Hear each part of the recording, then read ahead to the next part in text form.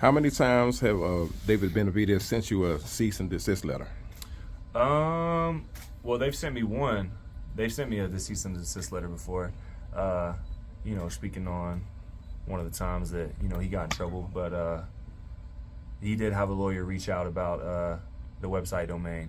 They didn't send a cease and desist letter, but he did have a lawyer reach out. But me and his lawyer both know that they can't do anything about that. So that's about as far as it went, as a phone call. I was just going to ask you, are you going to take the website down because they threatened to sue you? No, absolutely not. Do you think on fight week you got to stop, your pops Richie playing from ball in his fist at all when Jose Sr. starts talking crazy? And what would that fight look like if that happened? Well, my dad, he's fought on ESPN twice. Right. He's been in, the fight game for over 40 years. So I'm sure there'll be none of that. But if there was, I'm pretty sure my daddy would stomp a mud hole in his ass and walk it dry.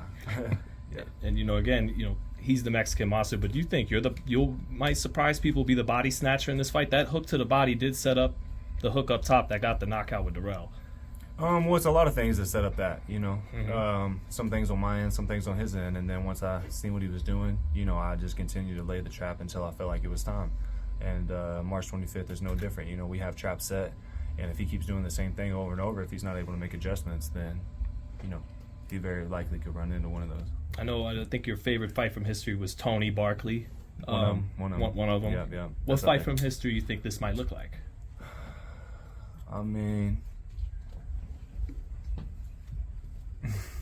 I don't want to get into that right now. I feel like you had a fight in mind. You just didn't want to share it because it'd give away something. I got a couple in mind, but none of those matter. The one that's happening on March 25th. That's what matters most. So I'm going to say this. Watching the energy between you and Benavidez, he seems pretty angry at times. Do you feel like that can actually help you, by him being so uptight? Do you think that you can use that as a weapon against his own self? I don't know. I'm not trying to make him uptight. I'm not trying to make him mad. And however he sees fit to carry himself and handle himself, he should do that. He's a grown man. He can, choose to carry himself however he likes, and, he should do that because I'm going to do the same. You sure you're not winding him up, doing it on purpose just a little bit?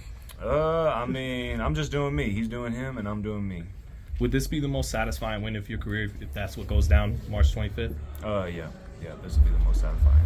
Guys. And lastly, Caleb, no, you never like to do this. You're focused on March 25th, but Tank and Ryan's the other big fight alongside yours. Yeah. Who do you favor in that fight and why? I favor Tank. I feel like he's the more complete fighter, and that's not to take anything away from Ryan, but I've been knowing Tank a long time, him and his coach Calvin, and that's my guy. And not only is he my guy, but I got full faith in him that he's gonna get the job done. Thanks, Caleb. Thanks, man. Thanks, man.